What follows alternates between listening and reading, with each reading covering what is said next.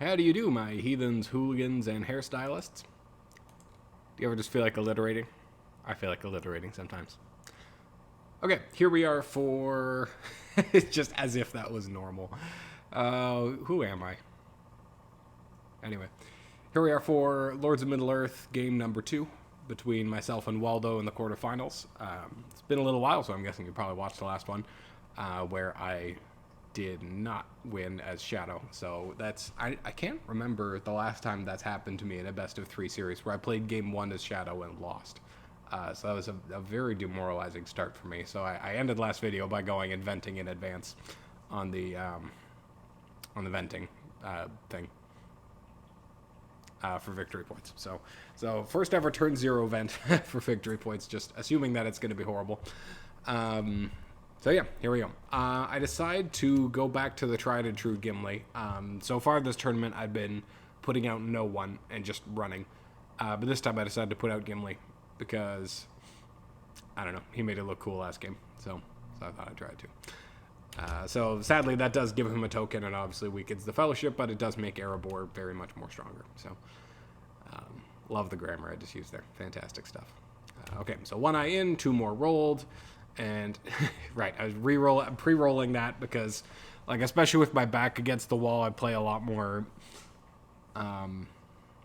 back against the wall in the sense that if I lose this game, I'm out of the tournament. Like, I have to win this one to push it to game 3 and then also win game 3 to make it to the next round. So I'm just kind of respecting all of the superstitions because I really don't want to get punished right now. So I'm pre-rolling that one so it doesn't get stuck on an eye. Sometimes it feels like it gets stuck on an eye result and you get like 3 turns of it being an eye in a row. Okay, so there we are, and I get a lovely roll. I thought about it for a while, so I asked, do you want to? Because obviously I can crown Aragorn with this. It would be nicer if one of these cards helped, move companions like Fearfire Foes or We Prove the Swifter or something, so I could use this Palantir and not have to use a ring, but I could use a ring and still crown him. And against 3 eyes on turn 1, it seems pretty good to me. So I decided to move armies first just to not make it too obvious what I was doing. He uses the token to put Isengard to war, and out comes Strider. So I send Pippin with him. You could also, like you could separate any of them in there, and there's good use for them. You could pull an Ira and just, chuck all the companions, because lol, why not? I didn't really... I kind of wanted to hedge my bets here, Like, I wanted to be investing in the long term, because... I don't know, like if the Fellowship does get hit a bunch, I want to have my shot at a Free People's military win, but at the same time, if you just take all the companions out, it kind of feels like you're just signing up for doing a really long game with a kind of hopeless attempt at a Free People's military win. So I feel like you still have to keep some pressure on the ring victory, like if you're actually trying to win, anyway. So why I bring a Hobbit here is because, like, it doesn't hurt the Fellowship that much. He's only 1 corruption, and... Also, he makes Brave Stance and Sudden Strikes that much better wherever Aragorn's fighting. I could drop him off in Fangorn, or with Rohan. And also, like, having him just kind of hiding and following along, especially in the Lord's expansion, with the way there's an extra Blade of Western-esque kicking around out there. So maybe if the Shadow player forgets about him and Aragorn runs into the Witch King, maybe we can kill the Witch King with that. So that'd be cool. Okay, so out comes Saruman. Interestingly, I could, also separate Gandalf and make him Gandalf the White now because of that, but then I wouldn't have enough dice to actually crown Aragorn here, so yeah. Strider and the Hobbit running along. Out comes the Balrog. Now I give him a ring to finish, bringing Strider and Pippin there. He remembers to take the ring. I just went ahead and discarded it. Okay. Armies move. Aragorn crowns. And he draws a strategy card, which makes sense. Madness and Horror. That's such a good one to have, especially if you're suspicious of some Free People shenanigans. That's an amazing card. Okay, so off we go to the next turn. Wow, those are some cool cards. Okay, just having, like, Swarm of Vats, Deadly Strife, Shadows on the Misty Mountains, Ring Racer Abroad. Those are some fantastic early military cards. I have Challenge of the King and Last Battle, though, and Gwai here. So those are all some cool things to do with Aragorn here, too. So Fellowship, okay. 2 more eyes rolled. Okay, so he musters Sauron to war. I play Challenger the King. So, sorry. It is a full bag, but at the same time, it's 4 tiles are a hit out of 18. So 4 out of 18, then 4 out of 17, then 4 out of 16. Like, you should hit one of them anyway, just statistically. But of course, I go ahead and I don't. So that's a bummer. Yeah, like maybe I could have waited for a few more tiles to come out, but you never know. What if it's an eye that comes out? Then it's even less likely to actually, accomplish anything. And getting those reveals out early before the Fellowship has done any movement, just helps there be less odds of getting revealed. So that was my reasoning there. So Shadows on the Misty Mountains. Yeah, Lorien is feeling uncomfortable with the situation. Fellowship moves, and they're safe, so that's nice. Armies move along. Fellowship moves again. They're hit this time, and there's that eye that I was looking for, you jerk. Yeah, so 1 eye, so 1 damage and reveal. I decided to keep Gandalf just because, with Aragorn out, I'm a little bit less needing to get Gandalf the White that fast, and keeping, his keeper die is still pretty good. And since I'm about to go through Moria, like, not taking a valuable companion inefficiently feels reasonable to me. So the armies get together against Lorien. The Fellowship hides. He besieges Lorien. So I could get Galadriel here since Sauron's at war, but it honestly feels like a waste to me. Like I could, would enable Daring Defiance, but Lorien's probably still cooked anyway. And if Lorien survives, then I'd have 2 keeper dice for next turn, so that's not great either. So I decided to just muster Gondor to war because that feels like a pretty safe investment. Oh, excuse me. Sorry. Had a cold last little bit. And he has Ring Racer Abroad, so that's nice. So off he goes against Lorien. Swarm of Bats against No Quarter. That works. He gets 1 hit. I get 1. He presses. Daylight against Deadly Strife. I feel quite happy with the timing of my cards. Yeah. The other way around would have been much better for him. So he gets 2 hits. I also get 2 hits. He presses, no card, and he gets 2 hits, and I get 1. So that's was a pretty reasonable turnout anyway. I do wish I'd done a little more damage or survived, but I really can't complain. Like, he had a big army and had some strong cards, so that's just how it goes. Okay. So 1 eye in, 1 more rolled. Right, elves are at war, and I roll that, so I'm definitely excited to hopefully get Gandalf the White this turn. So I go ahead and move right away before he... Because my thinking here is that he's going to get the chief this turn, right? Interestingly, he could have gotten the chief last turn, but he wanted to hurry up and blow up Lorien, which is a totally reasonable choice. So yeah, I wanted to move here in case he had cards that would reveal me. So like, I didn't want to sit around and let him first put the chief on me and then cycle some character cards with the Palantirs. That's why I want to hurry up and move here. So I'm safe, so that's nice. He draws a character card. It's Cruel Weather. You jerk. I move again, and I'm safe. So now he brings in the chief. I thought about bringing in Elrond just to use all the rings and then play 3 rings for the Elven Kings. But I decided that I really wanted to just, safely kill Gandalf. Safely kill Gandalf, lol. Excuse and make sure I get Gandalf the White this turn. So I use Galadriel's ring to move again, and I'm hit this time, and it's a 2 reveal, so that's perfectly pleasant.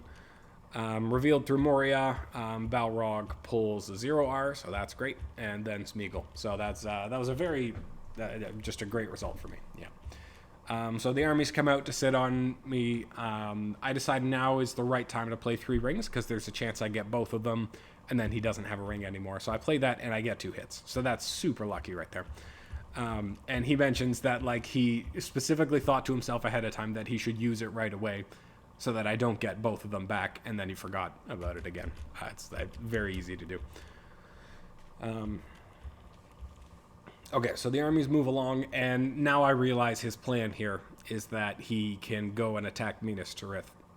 And unfortunately, I have to choose. I can either get Gandalf the White, or I can let Aragorn be trapped. So, both hard choices for sure. If I had, if this muster was a Palantir, I would happily play Gwaihir to get Aragorn out of there, and then get Gandalf the White. But, sadly, I'm stuck with choices here. So, he moves closer, and yeah, if he had used the ring on the Palantir first, then he could have had these orcs in there as well, and it would be much more intimidating.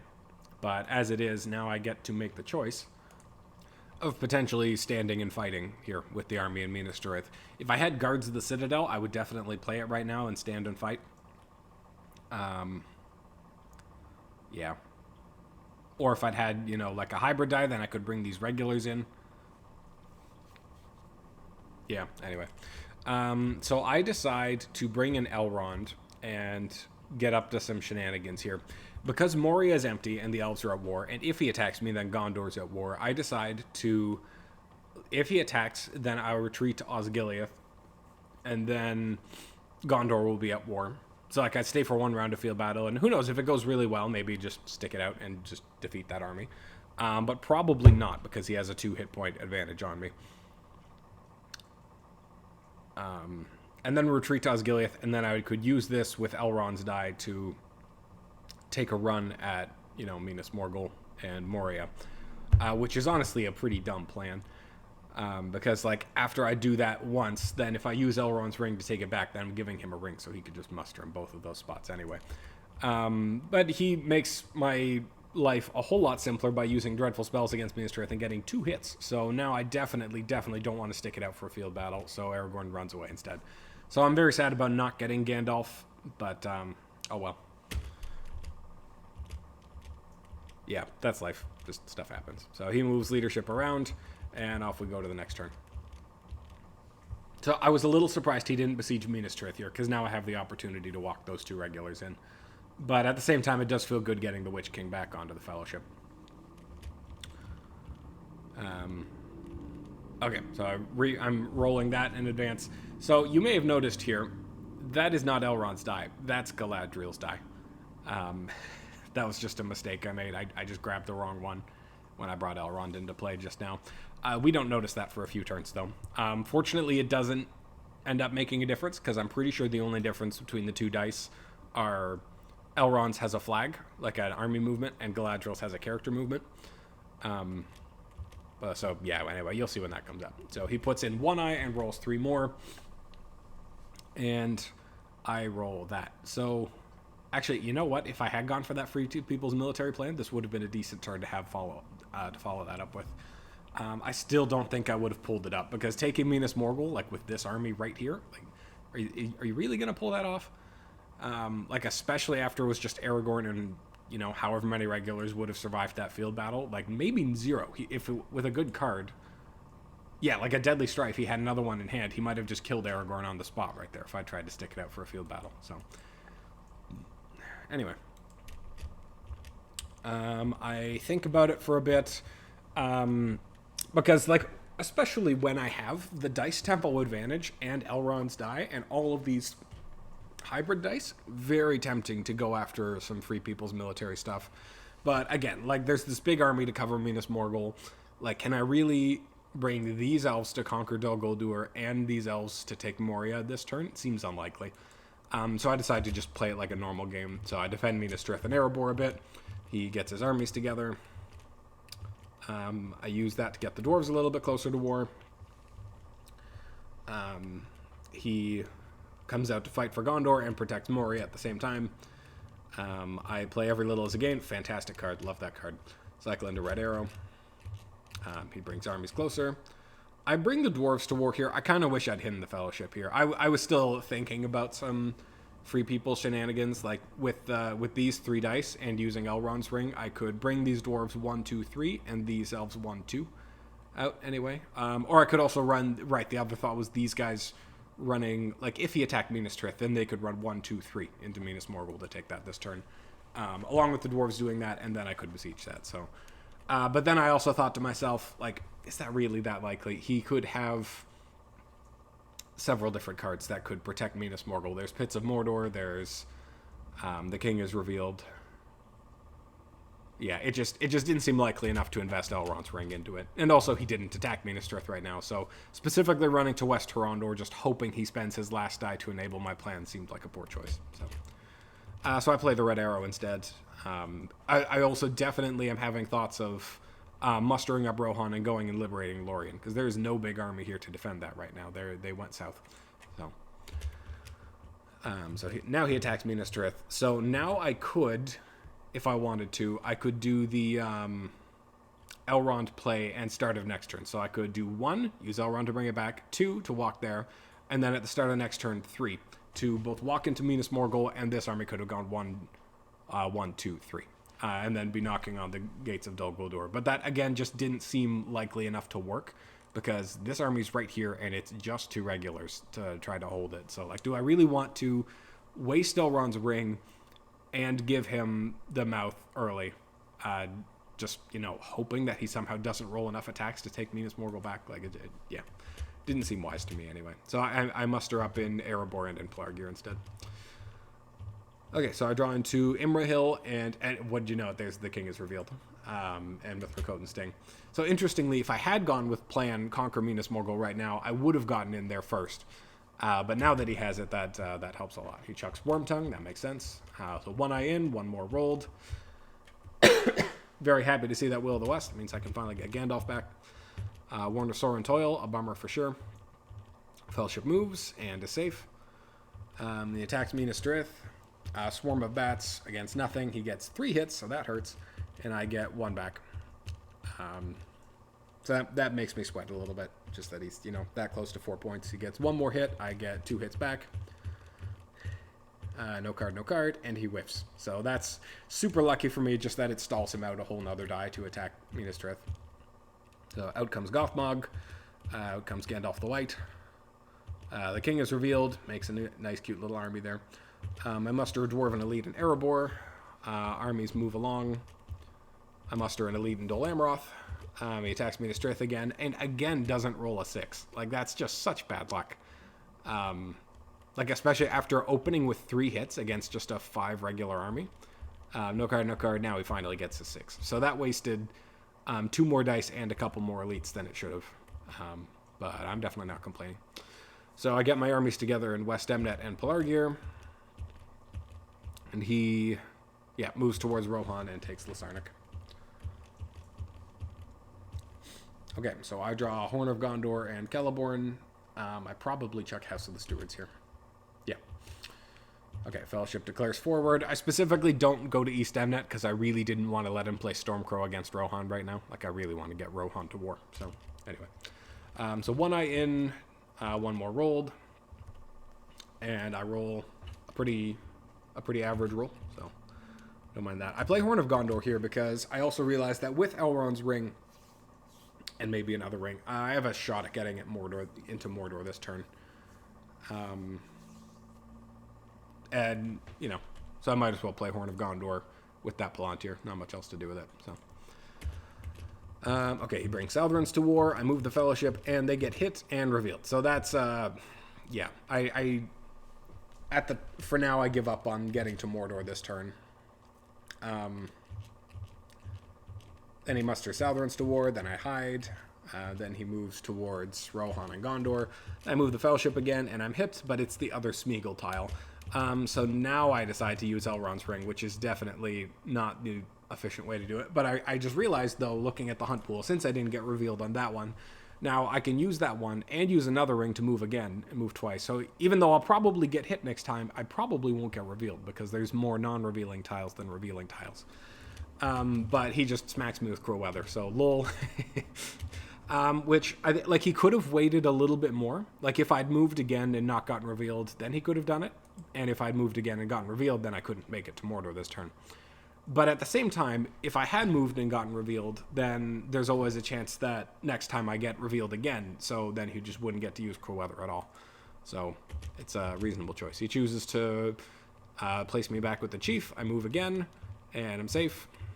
So it turns out not using Elrond first didn't make any difference at all, so that's fine. I muster up in Dol Amroth. He attacks Pelargir. No card. He gets 2 hits. I get 1. He presses and I retreat. I muster up in Laemden and Dol Amroth, a regular and a leadership. He attacks Laemden, plays a card. I say no card. So he plays Desperate Battle and miraculously only gets 2 hits. So, those all hit on 4 and up. That's nice for me. And I also get 2 hits back. So that leadership gets to retreat to Dol Amroth, which is nice. So I put another elite in Dol Amroth because, like, as you can see, I have Imrahil in hand, so I'm planning on sticking it out for a field battle and then being able to reinforce even more.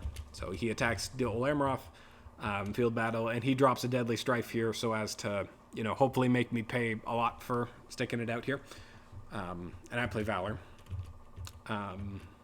Okay, so he gets 4 hits, right, because 3 and up are hits, and I roll 2, 2, 2, 2, 4. So I'm really, really glad I played Valor here, because if not, all those 2s would have been misses. As it is, it's that weird scenario where only a 1 is a miss on my combat roll, because +1 from Valor and +2 from Deadly Strife, so literally 2 and up is a hit.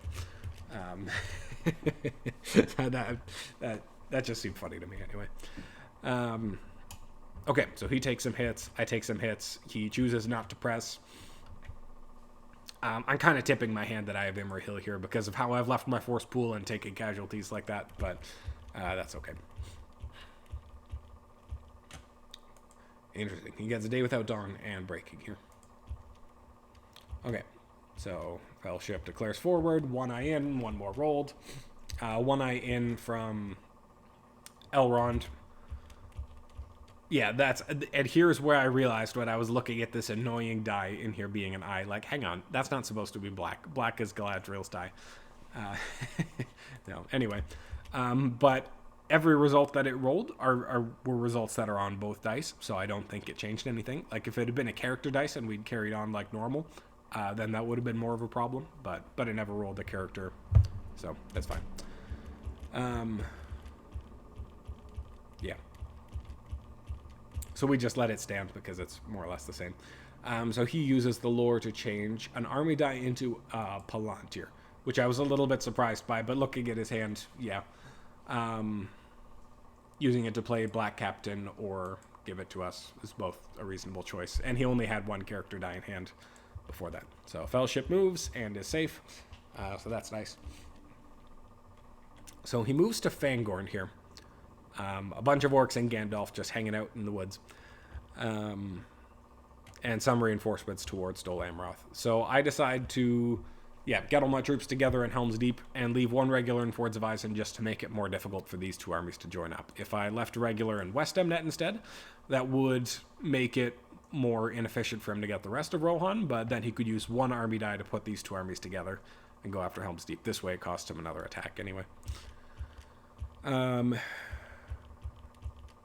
And also I get to be in the fortification, which increases the odds that he survives and gets to run away.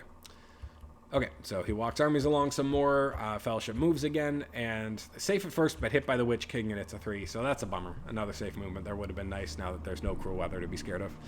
But it's a 3, at least it's not a reveal, so I take out Smeagol, since I've already got through both Smeagol tiles.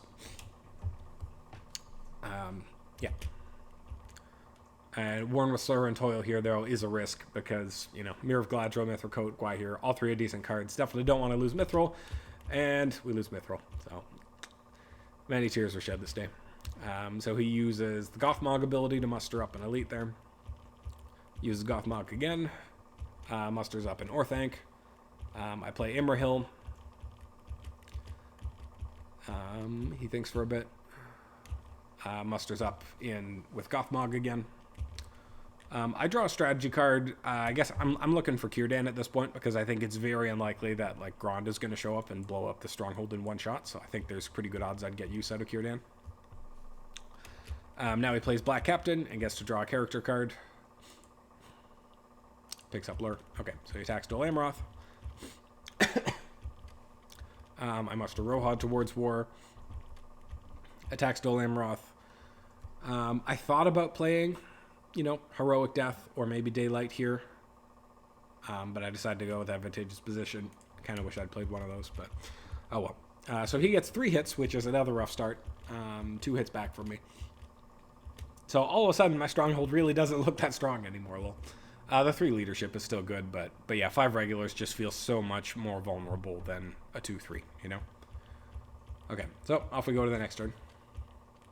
And right after killing Spiegel, now I pick up the Way there. But I do have, that Blade of the Western S, like I was talking about, like with Pippin here. Okay, so off we go into Moria. Okay, the one I rolled, one I allocated, 2 more rolled, and I rolled 2 movement, which is, slightly below average, but it's not terrible.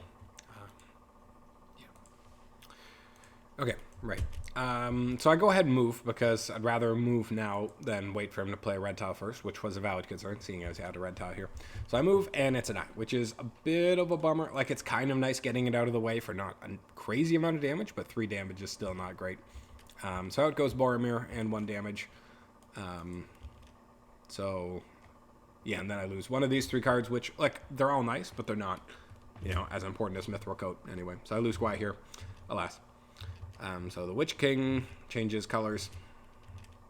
Behold, I am Witch King the More Black. Fellowship hides. Uses Gothbog's ability to reinforce some more. I draw a strategy card. Again, just hoping for Círdan's ships here. We're attacking Dol Amroth, character card versus character card. So Heroic Death against Dread and Despair. He successfully counters my Heroic Death by rolling no hits. I forget about it and roll too many dice. So 0 for both of us. He presses. And now I should have played my advantageous position, but oh well, that's how it goes. So he rolls a total of 3 hits. His advantageous position probably would have resulted in the same 2 hits from those 2 6s anyway. Although I guess he would have had 1 more reroll, so maybe a 3 hits that way. Okay, so 2 hits for both of us. And he presses again. Daylight against Great Host. He rolls 1 hit, I roll 2 hits. So that's clutch for me. I'm getting to reduce that. So I kind of wish I'd drawn cards here first. Yeah, I really should have drawn cards first. I guess I moved here because I was scared he just drew a character card. So I was worried he just picked up a red tile and that he was going to put it in now. So that's why I chose to move first here. So I guess that's a reasonable choice. And it's another eye, so that's, not a great start corruption-wise, but I was lucky enough before Mordor that I'm still in decent shape here. Yeah. So there goes Worn with Sorrow and Toil again, taking away that Blade of Westerness. Oh well. So now he uses Gothmog again to muster up in Dol Amroth, and I play Thranduil here, partially to, bolster shenanigans here, but also to redraw for Círdan's ships, and there it is. There's Círdan's ships.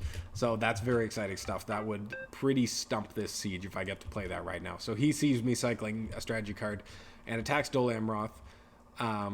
So advantageous position against Fear of Their Masters. Like, I'm very happy to get value out of that. But he just goes ahead and rolls 2 5s anyway. So I was very, very sad about that.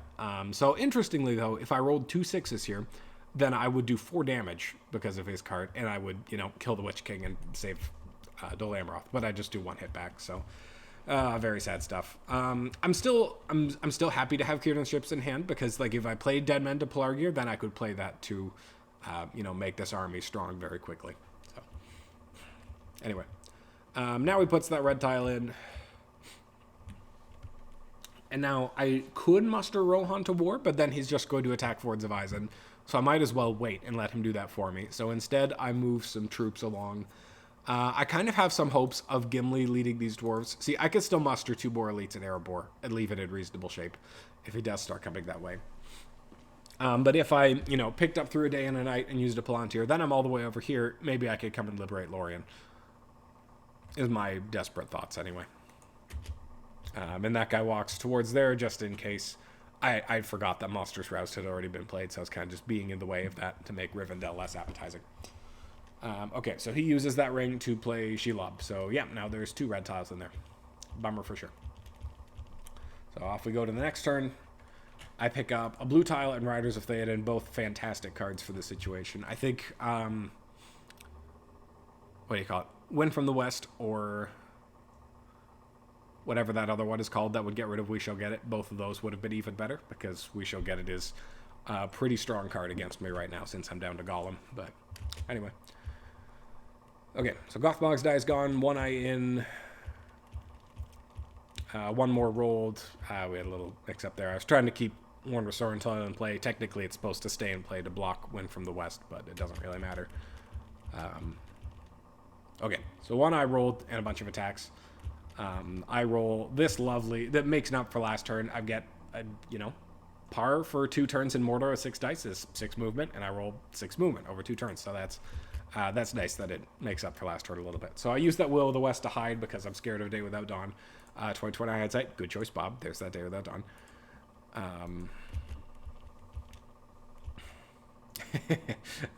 He hummed for a while, so I said, yep, it's tough decision o'clock. Also known as 11:30. Okay, he musters up at Orthanc and more. I play my blue tile because I'm thinking, you know, like I might be able to hold Rohan here, but I don't know that. Like I might just get bad luck and Helm's Deep gets crushed. So yeah, I decide to try to run for it with the Fellowship this turn because, you know, I can move 3 times and use a ring to move again. So I could even afford to hit an eye or Shelob, assuming corruption doesn't kill me anyway. Okay, he moves leadership around. I move the Fellowship, and I hit a 3, and he chooses to use We Shall Get It here, which surprised me because, like, out of all the tiles in here, 1, 2, 3, 4, 5, 6, 7, 8 are better for me, 4 are worse, 1 is the same. But at the same time, I guess he was just really hoping that I'd hit an eye or a red anyway, and it would just completely sink my hopes. I think it probably would have been better to hold it and use it for a future draw, because it's pretty likely that over the next 2 draws, I'm more likely to, you know, hit something less bad than this 3 anyway. So he uses it, then I hit a 1. So that's, you know, that is lucky for me, but yeah, like I said, probably would have been better to save it as a last ditch, you know, on the final step, like, especially because he could see I don't have any character cards, right? Yeah, anyway. So he attacks Fords of Eisen, no card, cycles Black Breath, and gets 1 hit. So on he goes. I move the Fellowship again, and it's a 2. So that's, yeah, now I'm a little bit on the lucky side. So I take a hit. I choose to reveal to reduce by 1, because if I'd taken the 2 and I went up to 7 corruption, he could then use Elrond's eye, Elrond's ring, to put one of these in as an eye, and that would make, what do you call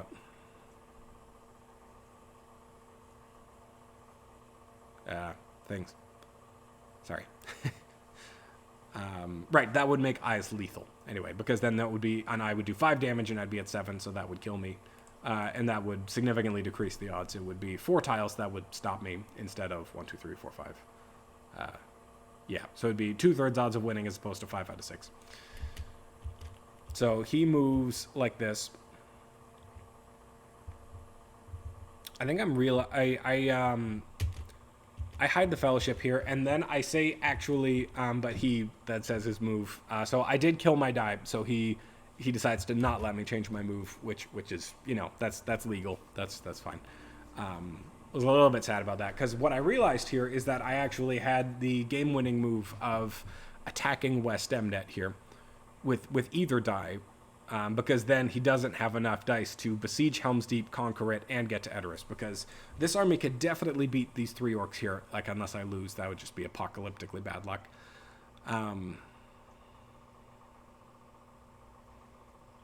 Yeah, and if I, you know, if they retreat, they can't retreat to Folder Edoras, so they'd have to retreat to, you know, further away from Edoras, and then he'd only have 3 dice left, so that would buy me a whole nother turn, and, you know, increase my odds of winning then.